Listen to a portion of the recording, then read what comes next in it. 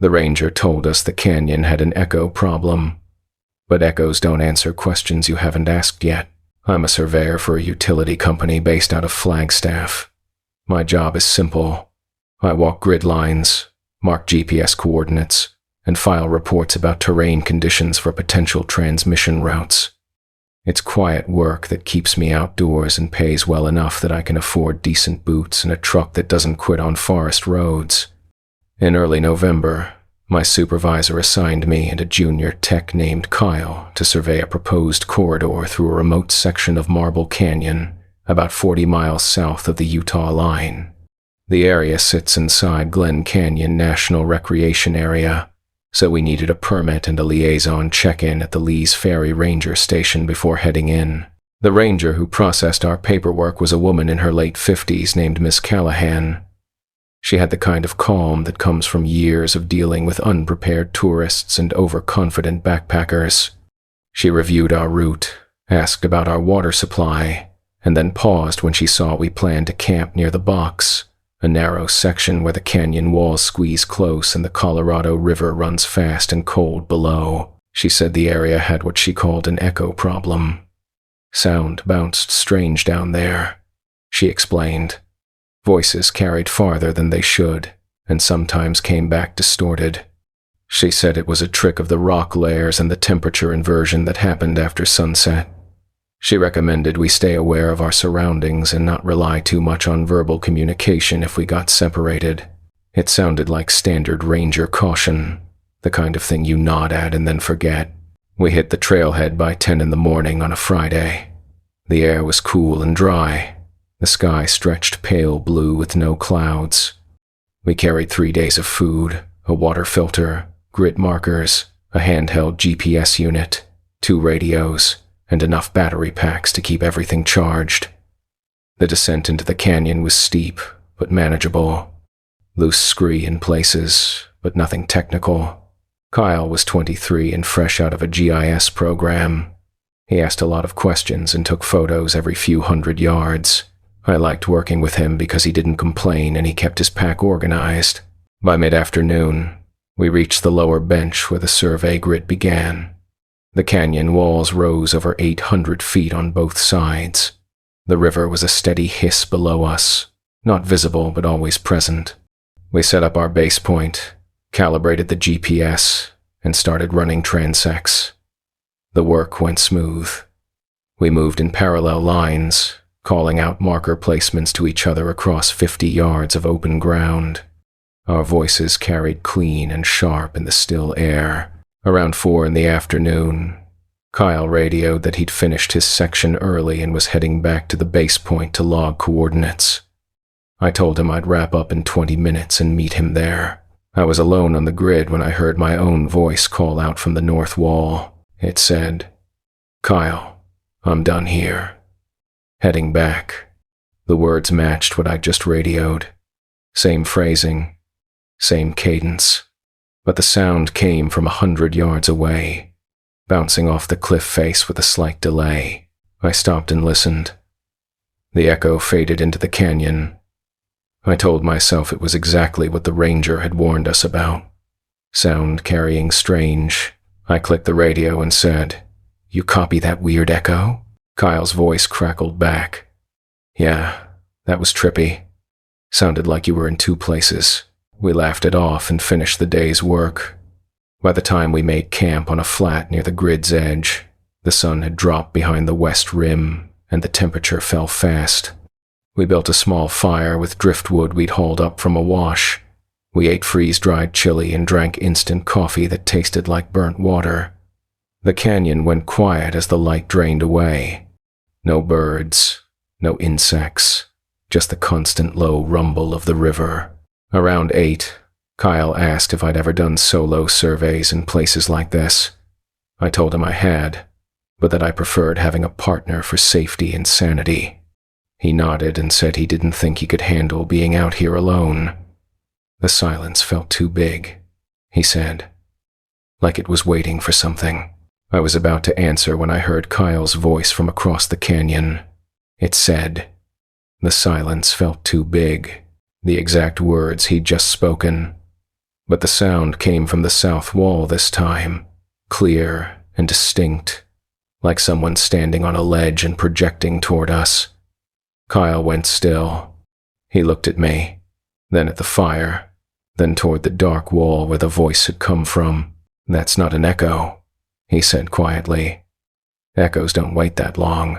He was right. The delay had been too precise. Echoes bounce back fast, within a second or two. This had come after at least 10 seconds of silence.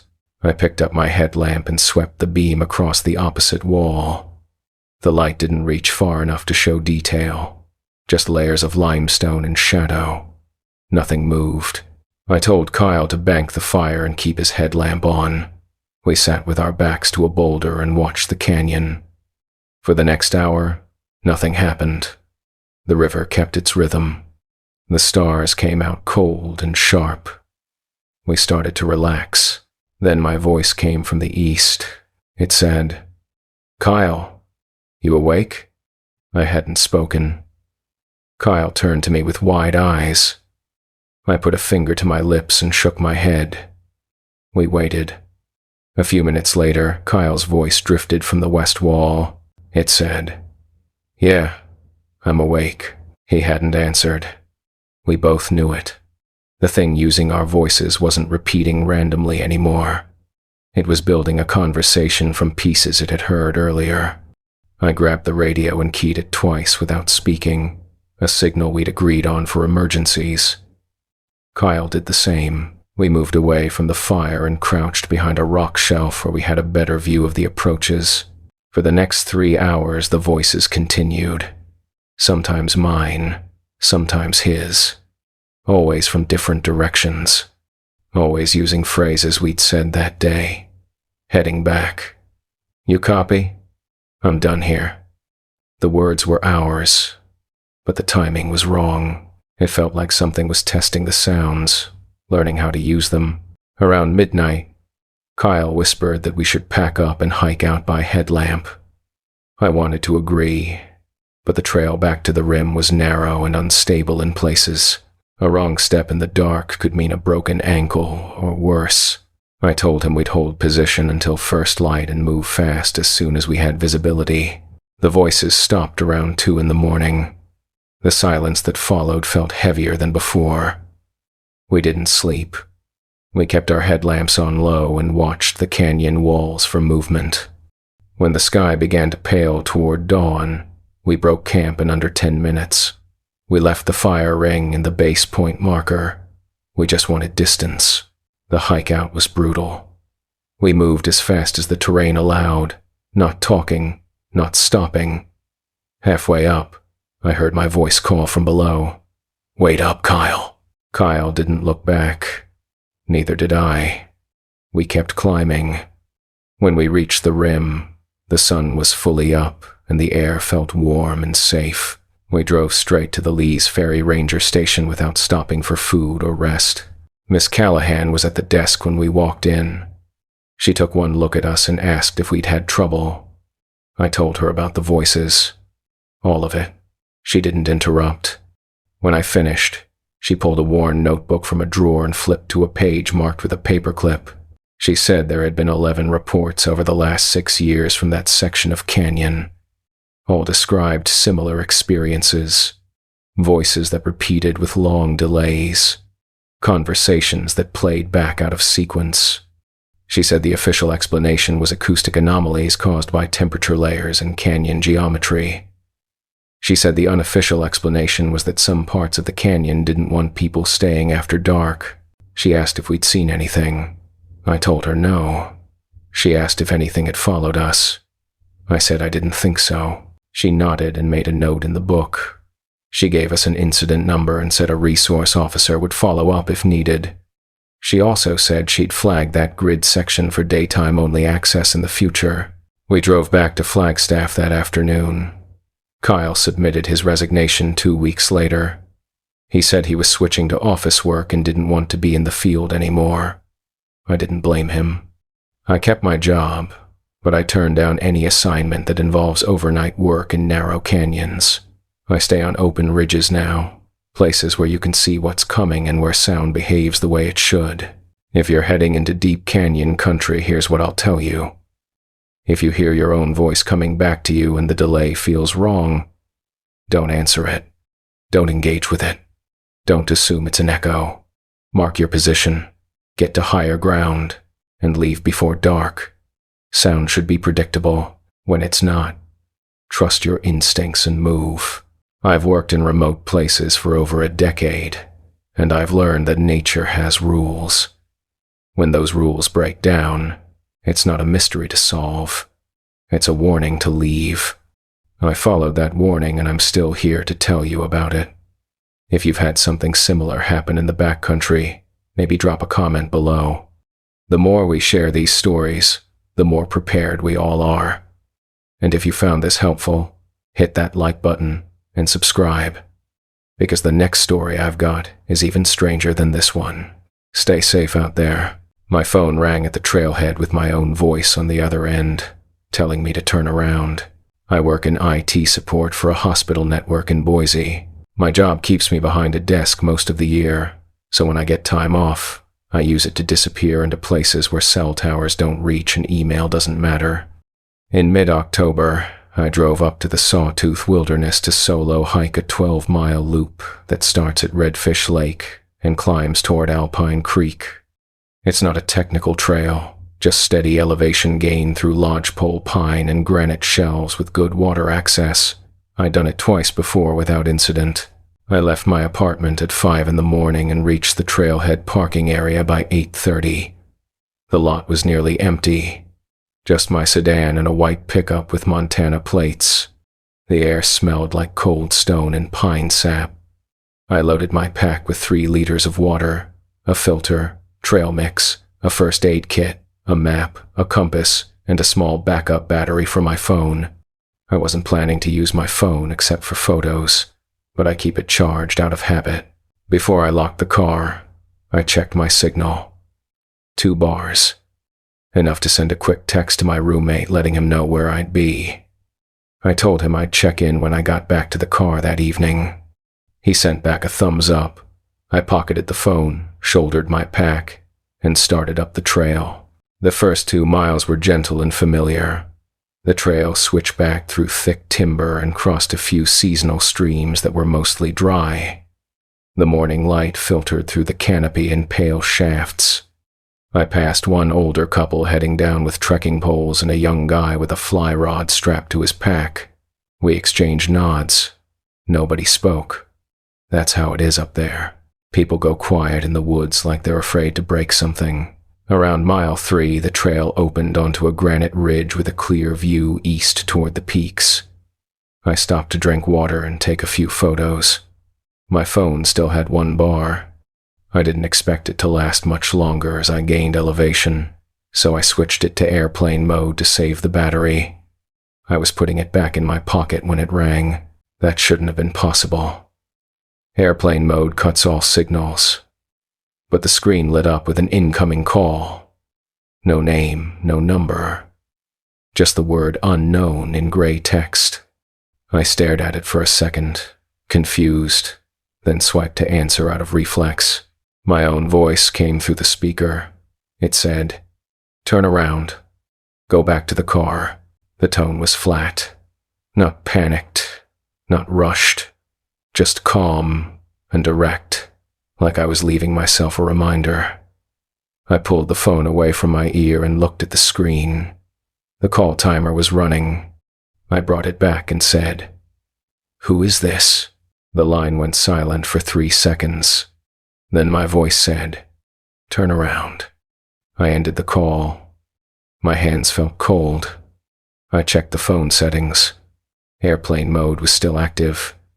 The signal indicator showed no bars. The call log listed the incoming call with no number and a duration of 18 seconds. I tried to rationalize it. Maybe a glitch. Maybe a delayed voicemail playing back. Maybe some weird carrier bug. None of that explained why it sounded exactly like me. I sat on a flat rock and breathed slowly. I told myself I could either let this derail the hike or I could keep moving and deal with it later. I chose to keep moving. I turned the phone completely off, not just airplane mode, and stuffed it deep into my pack. I stood, adjusted my straps, and continued up the trail. The next 2 miles felt normal. The trail climbed steadily through talus fields and stunted pines. I focused on my footing and my breathing. I didn't think about the call. I didn't let myself think about it. Around mile 5, I stopped at a creek crossing to refill my water and run it through the filter. The air was cooler now. I could see my breath.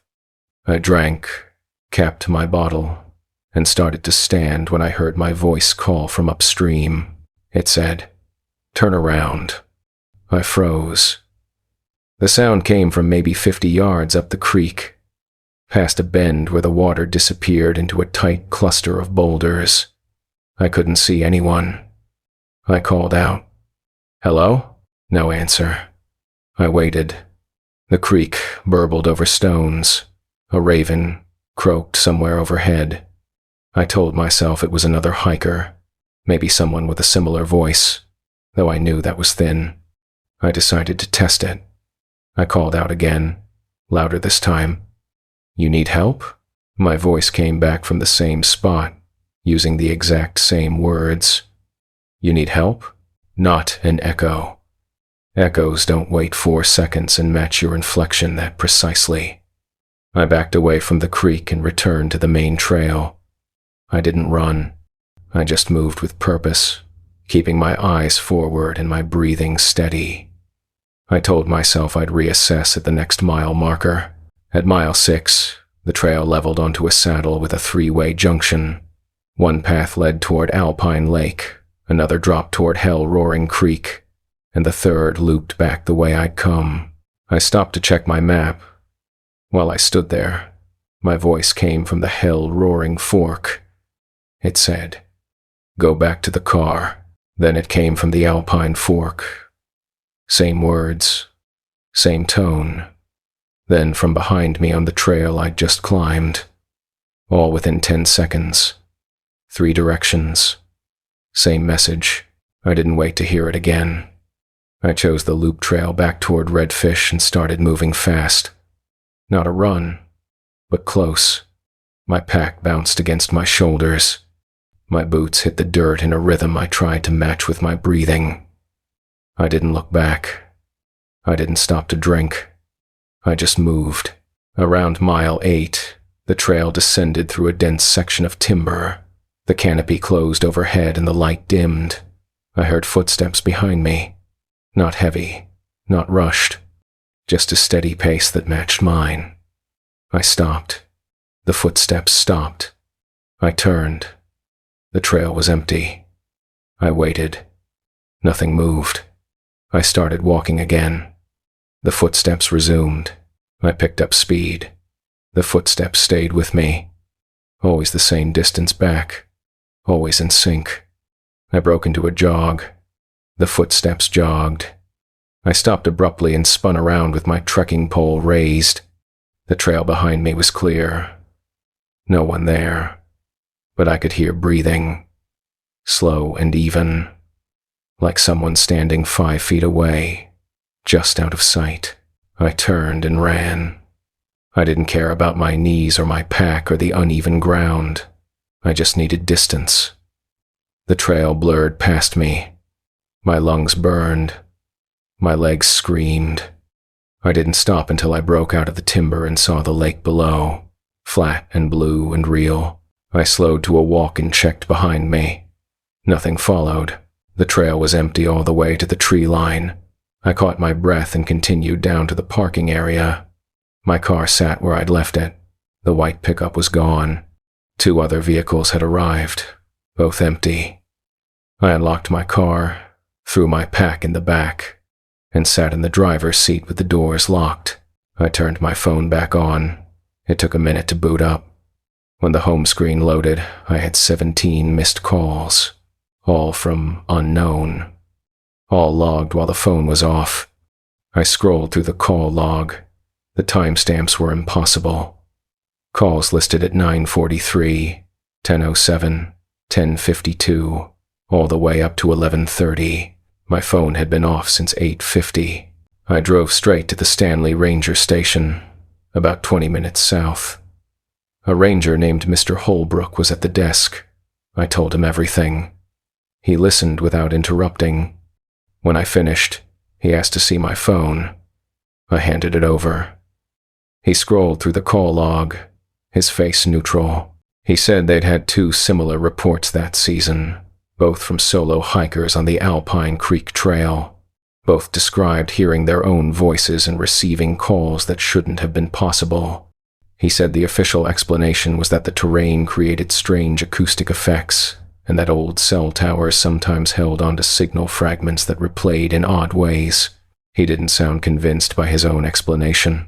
He asked if I'd felt threatened, or if I'd seen anyone. I told him no and yes. No threat, but yes. I felt like something had followed me. He nodded and made a note in a logbook. He gave me an incident number and said a technician would check the towers in that area. He also recommended I avoid solo hikes on that particular trail until they could verify the tower issue. I drove back to Boise that afternoon. I didn't stop for food. I just wanted to be somewhere with traffic and lights and people. That night, my phone rang at 2 in the morning. I woke and checked the screen. Unknown. I didn't answer. It rang 4 more times over the next hour. I turned the phone off and didn't turn it back on until morning. The call stopped after 3 days. I checked with my carrier. They had no record of any incoming calls during that period. No tower errors. No system glitches. My call log showed them clearly, but their system showed nothing. I asked them to change my number. They did. I still hike, but I don't go solo anymore. I bring a friend or I join a group. I carry a radio now instead of relying on my phone, and I never answer calls from unknown numbers, even when I'm at home. It's a small adjustment that keeps my mind clear. If you're planning a solo hike in remote areas, here's my advice. If your phone does something it shouldn't, if you hear your own voice when you're alone, if you feel followed and can't see what's following you, don't push through it. Turn around, head for the trailhead, get to your vehicle, and leave. Curiosity isn't worth what you might find. I broke my own rule that day by continuing after the first call. I'm lucky I made it back. Not everyone does. There's a reason those incident reports exist. There's a reason rangers keep logs. They know something's out there, even if they can't name it or explain it. If this story sounds familiar, or if you've experienced something like it, share it in the comments. The more we talk about these things, the more prepared we are when they happen. And if you want to hear more stories like this, hit that subscribe button. I've got 3 more that'll make you rethink how you approach the backcountry. Stay smart out there. I heard my hiking partner call my name from up ahead, but he was standing right beside me, and his lips weren't moving. I'm a field biologist with the Oregon Department of Fish and Wildlife. Most of my work involves stream surveys and habitat assessments in the Cascade Range. It's methodical work that requires long days in wet boots and a tolerance for mosquitoes and poison oak. In late September, I was assigned to survey a tributary system feeding into the Mackenzie River, east of Blue River. The target area sat in a roadless section accessible only by an old fire access trail that hadn't seen maintenance in years.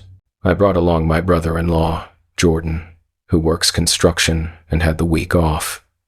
He's not a biologist, but he's strong, reliable, and knows how to read a map. The plan was simple: hike in 6 miles to the first survey site, camp overnight, complete the assessment in the morning, and hike out by noon the next day. We'd done similar trips together before. He knew the routine. We left the trailhead at Frisell Crossing around 7 in the morning. The sky was overcast but stable. No rain in the forecast. The trail followed an old roadbed for the first 2 miles, then narrowed into a footpath that climbed through second-growth Douglas fir and sword fern. The ground was soft from recent rain, Our boots left clear prints in the mud. Jordan kept a steady pace ahead of me, and I stayed about 20 yards back so I could stop and mark waypoints without holding him up. Around mile 4, the trail crossed a ridge and dropped into a drainage thick with red alder and vine maple. The canopy closed in. The light turned green and dim. Jordan slowed and waited for me to catch up. He said the undergrowth was getting dense, and he didn't want to lose the trail. I told him to keep going, and I'd stay within earshot. He nodded and continued. I stopped to log coordinates and check my water level.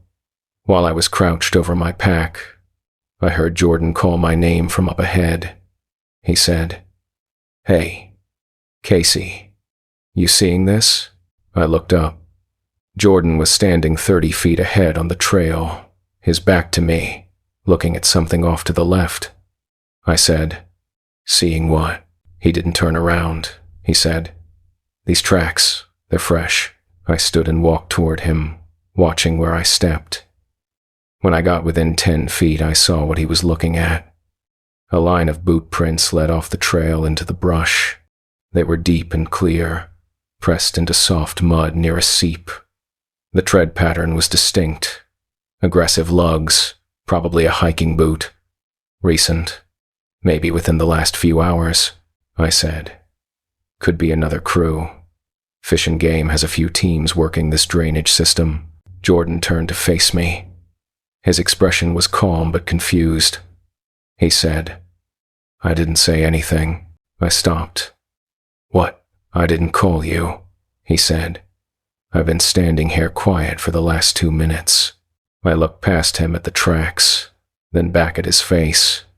He wasn't joking. I said, "I heard you say my name. You asked if I was seeing the tracks." He shook his head slowly. "Not me." We stood there for a moment, neither of us moving. The forest around us was completely still. No wind, no birds, no distant traffic hum, just the faint drip of water from leaves. I walked past Jordan and crouched near the boot prints. They were fresh. The edges hadn't collapsed yet. I pulled out my phone and took a photo for the trip report, then measured the stride. Long, maybe 6 feet between prints. Whoever made them was moving fast or had long legs. Jordan said, "We should keep going. Survey site's only another mile." I agreed. We continued down the trail, but I kept my eyes on the ground now. Our boot prints mixed with the older tracks, but I didn't see any sign of the person who'd left the fresh ones doubling back. They'd gone into the brush and stayed there.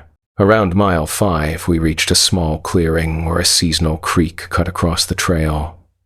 The survey site was just beyond it. We stopped to refill our water bottles and filter them. While Jordan worked the pump, I heard my own voice call from the tree line to our right.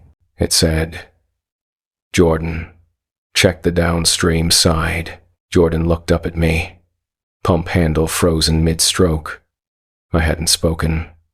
My mouth was closed. We both knew it. The voice had come from the trees, maybe 40 yards away, but it was my voice. Same tone, same rhythm, same words I might use on a normal survey. Jordan stood slowly, leaving the pump on the ground. He said quietly, "That was you, right?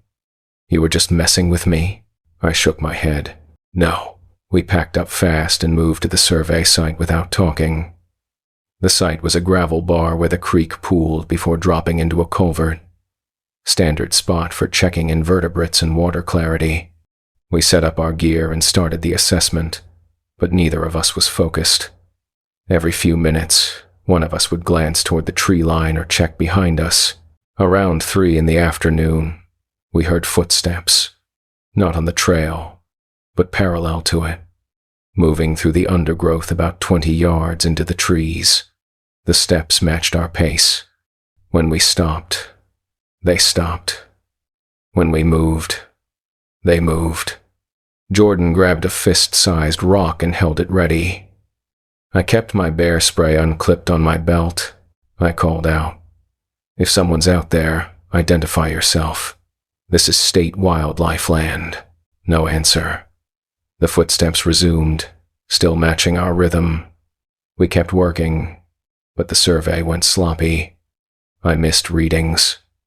Jordan dropped a sample jar. We just wanted to finish and get to camp before dark.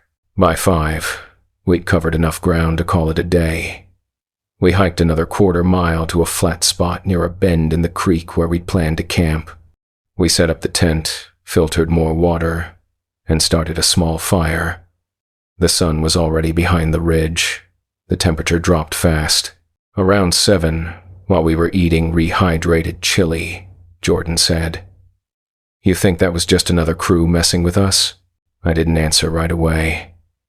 I wanted to say yes, but I didn't believe it. The voice had been too precise. The timing too deliberate. I said, "Maybe. Or maybe the acoustics out here are weird." Jordan nodded, but he didn't look convinced. We banked the fire early and crawled into the tent. I set my headlamp within reach and kept the bear spray next to my sleeping bag. Jordan did the same. Around midnight, I woke to my own voice outside the tent. It said, "Jordan, I'm heading to the creek. Be right back." I was inside the tent. I hadn't moved. Jordan sat up beside me, breathing fast. The voice came again, closer this time, just outside the tent fly. It said, "Just grabbing more water." "You good?" Jordan whispered. "That's not you." I shook my head. We sat still, listening. Footsteps circled the tent. Slow, deliberate steps that crunched on the gravel. They stopped near the door. The fly rustled as something brushed against it. Then Jordan's voice came from outside. It said, "Casey, you awake?" I think I heard something. Jordan was sitting right next to me. His mouth was closed. His eyes were wide. The voice outside continued. It said, "Casey, I'm coming in. Don't freak out." The tent zipper started to move, just an inch. The metal teeth separated slowly, catching the fabric. I lunged forward and slapped my hand over the zipper pull, holding it in place. Jordan grabbed his bear spray and aimed it at the door. I said loudly, "We're armed. Back away from the tent." The zipper stopped moving. The footsteps backed off a few feet, then circled again. For the next 2 hours, the thing outside kept talking. Sometimes it used my voice, sometimes Jordan's. It repeated things we'd said earlier in the day. Check the downstream side. Survey site's only another mile. You good? The phrases came out of order, mixed and recombined, like it was testing different patterns. Around 2 in the morning, the voices stopped. The footsteps faded toward the creek. We waited another hour, then packed everything inside the tent and sat awake until first light. When the sky turned gray, we unzipped the tent and looked out. The gravel around the tent was covered in boot prints. Not ours. The tread pattern matched the prints we'd seen on the trail. They circled the tent multiple times, came right up to the door, then led away toward the creek. We followed them to the water's edge. They stopped at the bank. On the opposite side, about 10 yards away, we saw them again. But there were no prints in the creek bed itself. Whatever made them had crossed without stepping in the water. We didn't finish the survey. We packed up, shouldered our gear, and hiked out in under 3 hours. We didn't stop for breaks. We didn't talk. We just moved. When we reached the trailhead, Jordan threw his pack in the truck bed and said he was never doing a backcountry trip again. I didn't argue. I filed a report with my supervisor the next day. I included the photos of the prints and the timeline of events. She forwarded it to the Forest Service.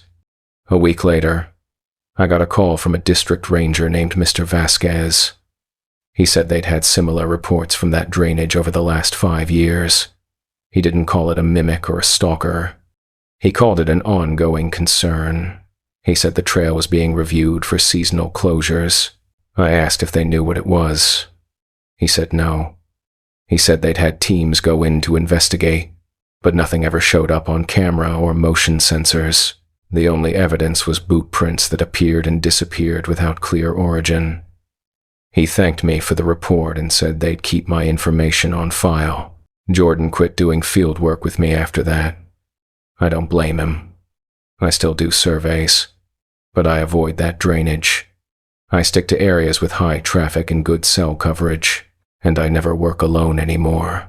If you're doing backcountry work and you hear your partner's voice when they're standing right next to you, if you see tracks that don't make sense, if something circles your camp and uses your words against you, don't try to tough it out.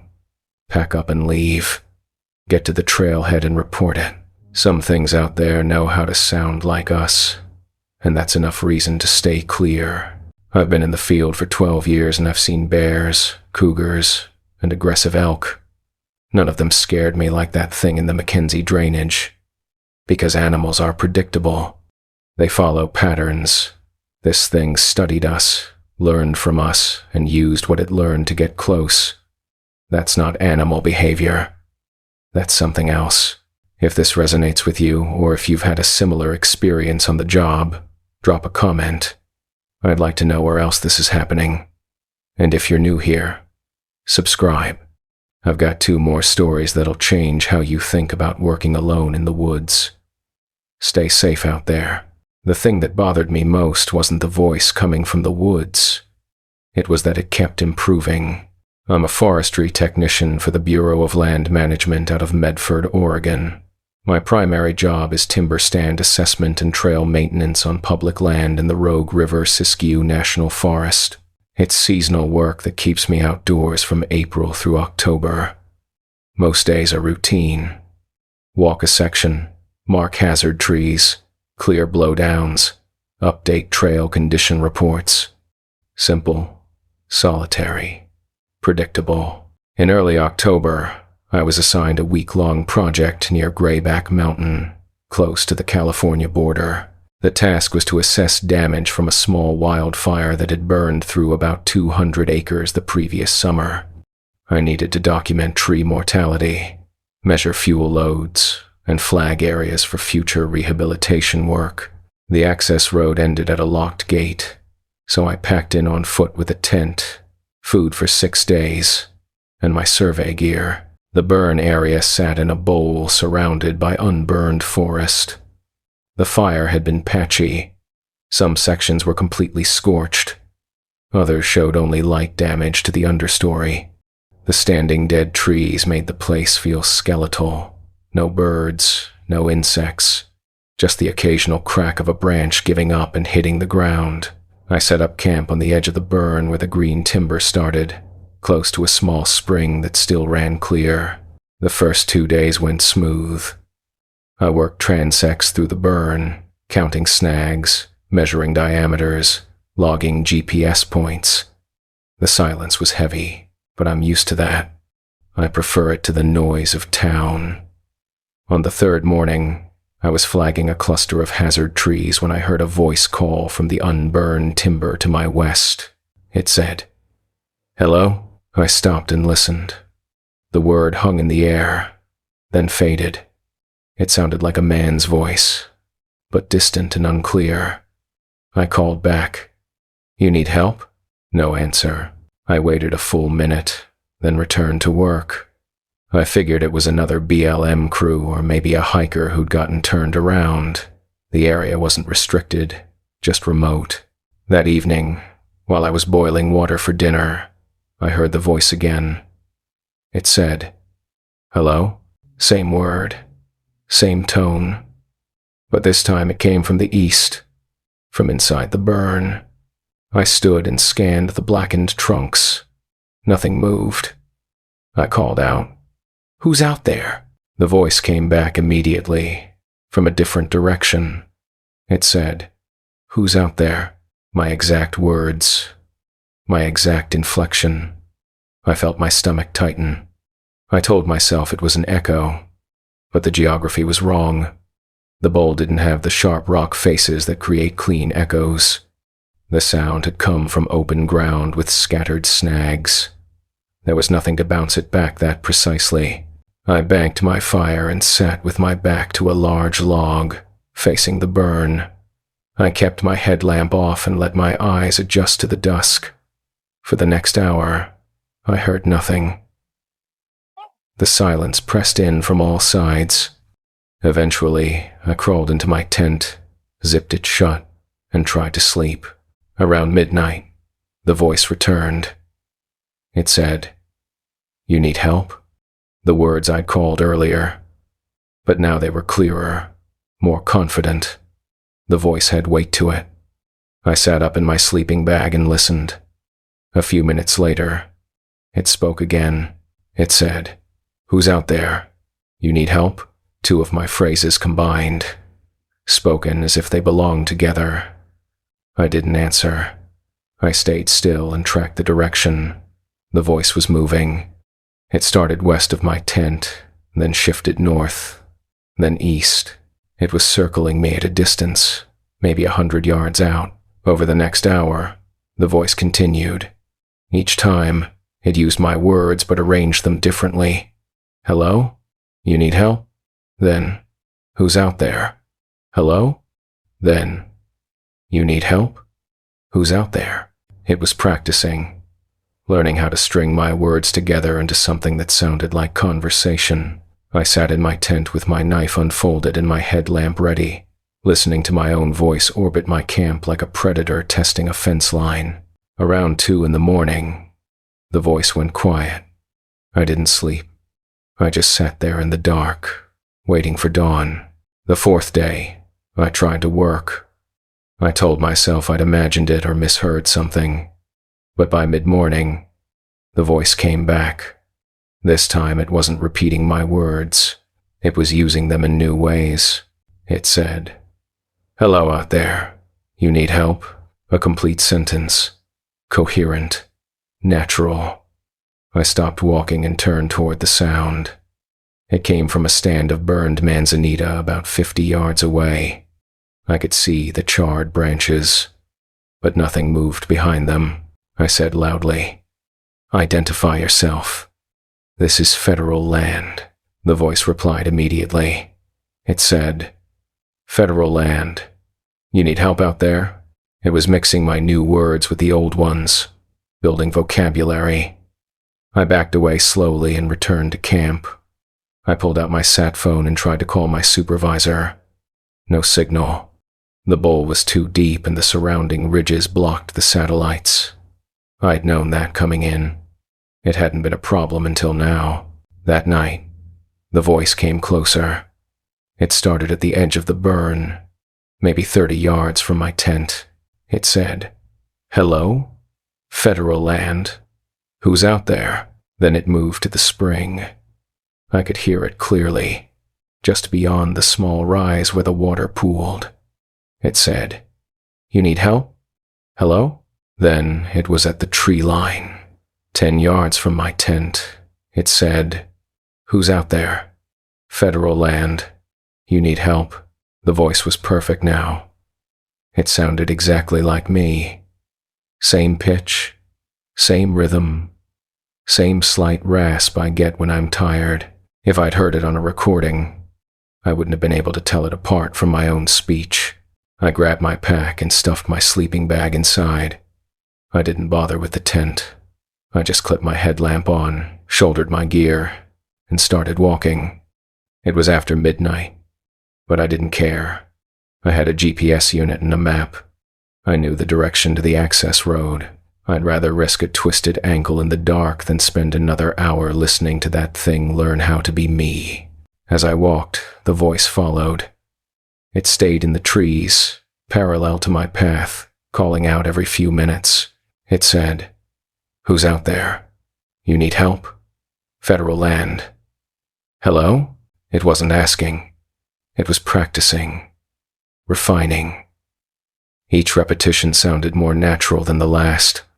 By the time I reached the locked gate, the voice had started adding pauses and breath sounds, the little human imperfections that make speech real. I didn't stop at the gate. I climbed over it and kept walking down the access road. The voice stayed behind, calling from the tree line. The last thing I heard before I got out of range was my own voice saying, "Hello out there. You need help? Who's out there on federal land?" A full, coherent question, spoken with the exact concern I would use if I were trying to help someone lost in the woods. I reached my truck at the lower trailhead around 4 in the morning. I threw my pack in the bed, got in, and locked the doors. I sat there until sunrise, then drove straight to the district office in Medford. My supervisor listened to my report without interrupting. When I finished, she made a call.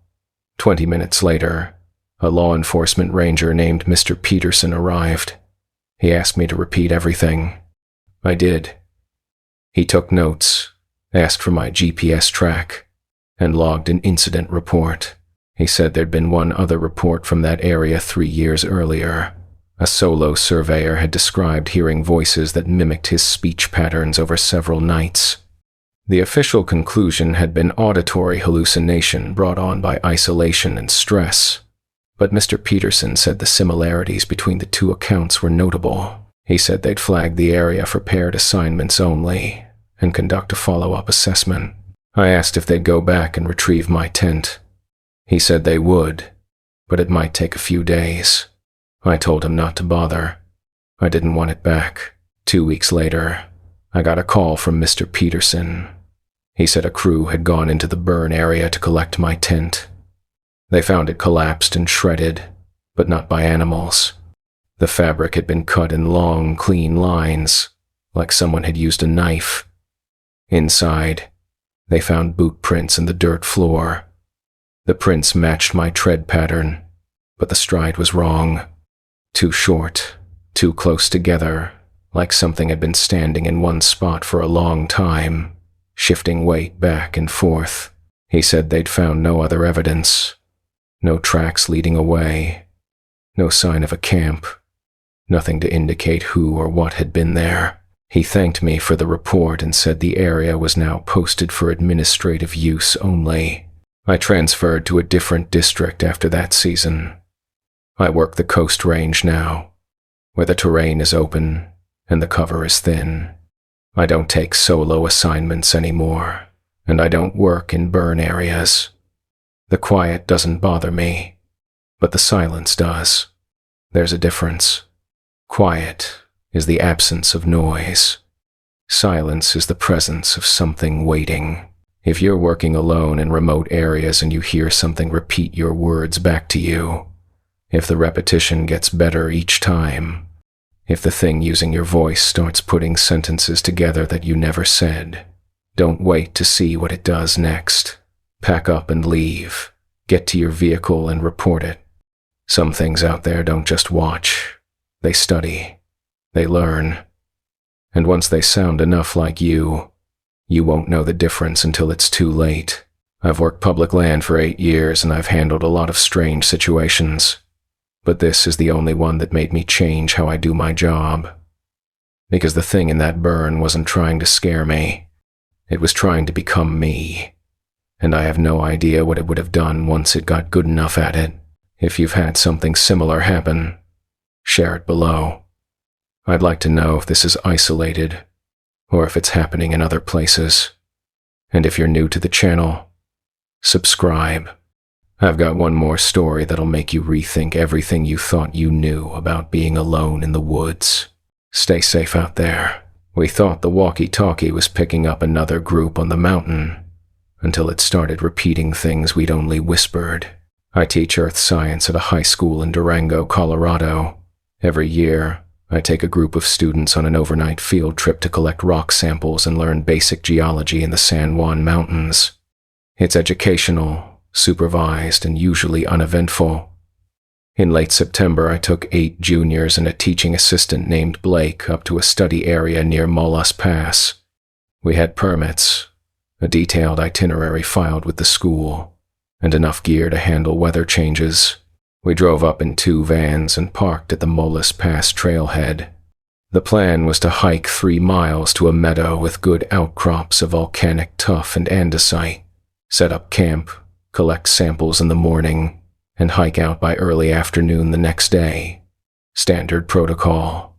I'd done this trip 6 times before without incident. The weather was clear when we started.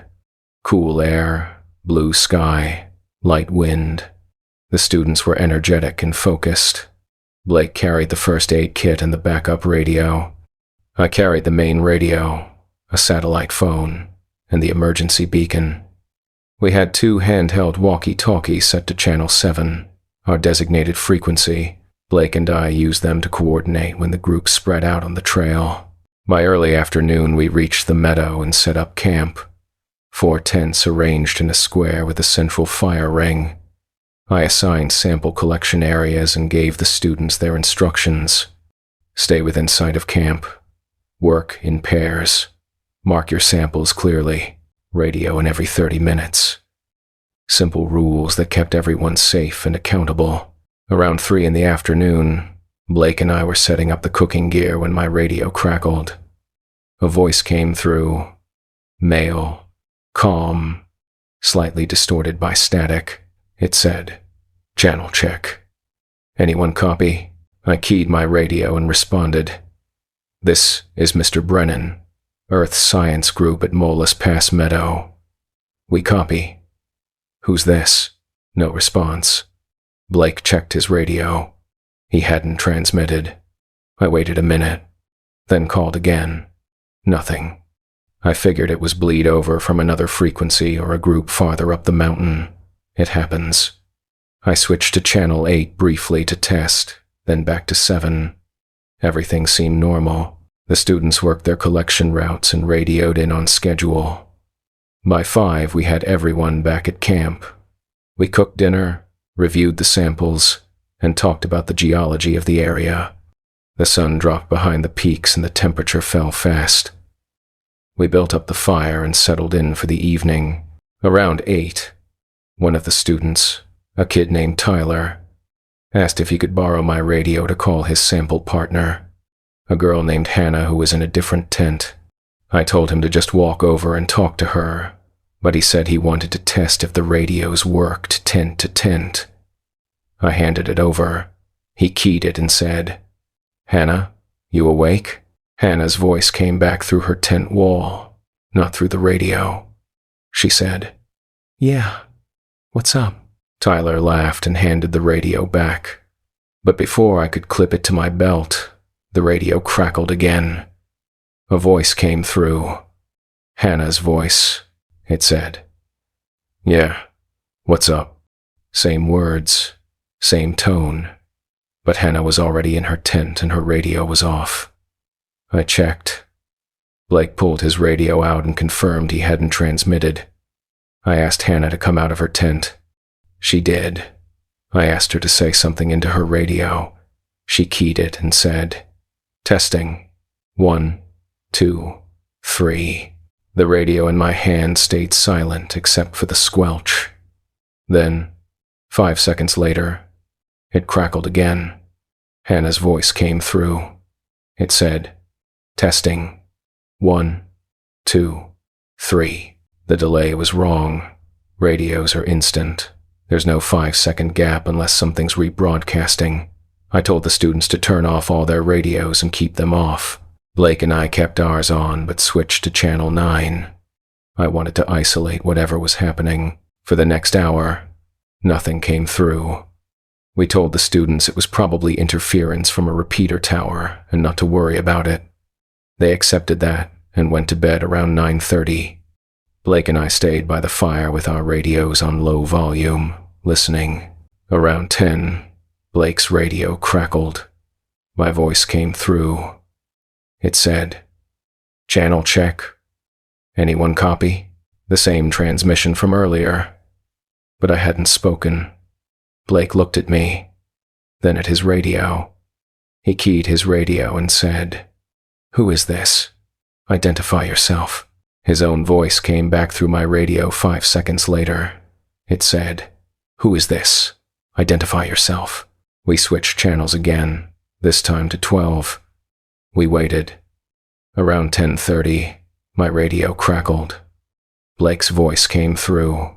It said, "Probably interference from a repeater tower." The exact words he'd said to the students an hour earlier. I hadn't transmitted that. Blake hadn't transmitted that. It was a private conversation we'd had by the fire, spoken at normal volume, not through the radios. Blake said quietly, "How did it hear that?" I shook my head. I didn't know. I turned my radio off completely. Blake did the same. We agreed to use the sat phone if we needed emergency contact and to keep the radios off until morning. We sat by the fire and kept our voices low. Every so often I'd glance at the radio sitting on the log between us, making sure they were still powered down. Around midnight, I heard my own voice call from the tree line. It said, "Channel check. Anyone copy?" Not through a radio. Through the air. Clear and loud. Like I was standing 50 yards away, calling into the dark. Blake stood up fast. One of the students, a kid named Ryan, unzipped his tent and looked out. He said, "Mr. Brennan, you okay?" I said, "Stay in your tent." That wasn't me. Ryan's face went pale. He zipped his tent shut without another word. Blake and I moved closer to the fire and kept our backs to the flame so we could see the tree line. For the next 30 minutes, my voice called from different directions. Always the same phrase. "Channel check. Anyone copy?" Then Blake's voice joined in. It said, "Who is this? Identify yourself." The two voices overlapped, calling from opposite sides of the meadow, using our words in the order we'd spoken them. It felt like something was replaying a recording, but there was no device, no speaker, just our voices coming from the darkness. Around 1 in the morning, the voices stopped. The meadow went completely silent. No wind, no animal sounds, nothing. Blake whispered, "We should pack up and leave." I wanted to agree, but hiking 3 miles in the dark with 8 students through uneven terrain felt more dangerous than staying put. I told him we'd hold position until first light and leave as soon as we had visibility. He nodded. We kept the fire going and stayed awake. Around 2, Hannah's voice came from the woods. It said, "Testing. 1, 2, 3. Then Tyler's voice. It said, "Hannah, you awake?" Then Ryan's voice. It said, "Mr. Brennan, you okay?" All the students' transmissions from earlier in the evening played back from the tree line in sequence. Blake grabbed the sat phone and tried to call the school's emergency line. No signal. The mountains were blocking it. He tried the local ranger station. Same result. We were on our own until dawn. The voices continued for another hour. They cycled through every transmission we'd made that day, every phrase spoken near the radios, every conversation held around the fire. The thing out there had recorded all of it somehow, and now it was playing it back, testing the sounds, learning the rhythms. Around 3:30, the voices went silent again. This time, the silence held. Blake and I sat by the fire and watched the sky slowly lighten. When the first gray light touched the peaks, I woke the students and told them to pack fast. No breakfast, no sample review. We were leaving. We hiked out in under 2 hours. The students were quiet and focused. No one asked questions. When we reached the vans, I did a head count twice, then loaded everyone in. We drove straight to the Silverton Ranger Station and filed a report. The ranger on duty was a man named Mr. Kowalski. He listened to everything, took notes, and asked to see the radios. I handed them over. He turned them on and cycled through the channels. Nothing came through. He asked if we'd seen anyone or anything. I said no. Just voices. He said they'd had 2 similar reports from that area over the last 4 years. Both involved groups with radios hearing their own transmissions played back with delays. The official explanation was atmospheric conditions causing signal reflection, but he admitted it didn't fully account for conversations that hadn't been transmitted. He said the area would be flagged for further investigation I asked if anyone had ever figured out what was causing it. He said no, just that it seemed to happen more often with groups that stayed overnight. He thanked me for the report and gave me a case number for the school's records. We drove back to Durango that afternoon. I filed my report with the principal and recommended we find a different location for future geology trips. She agreed. Blake transferred to a different school at the end of the year. He said he didn't want to do field work anymore. I still teach earth science, but I don't take overnight trips. We do day excursions now, close to roads, with full cell coverage, and I don't use radios anymore. I rely on cell phones and line of sight. It's a small change that keeps things predictable if you're planning a trip with radios in remote areas. Here's my advice. If your radio starts playing back things you didn't transmit, if there's a delay that shouldn't be there, if you hear your own voice coming from the woods instead of the speaker, turn the radios off and leave at first light. Don't try to figure it out. Don't stay to see what happens next. Just pack up and get out. Some things out there know how to listen. And once they've learned your voice, they can use it however they want. I don't know what would have happened if we'd stayed another night. I don't want to know. I made the right call by leaving, and I'd make it again. If you've had something like this happen on a school trip or a group outing, share it in the comments. I'd like to know how common this is. And if you're new here, subscribe. This channel is about real experiences in the backcountry, the kind of things that don't make it into the official reports but need to be shared anyway. Stay safe out there.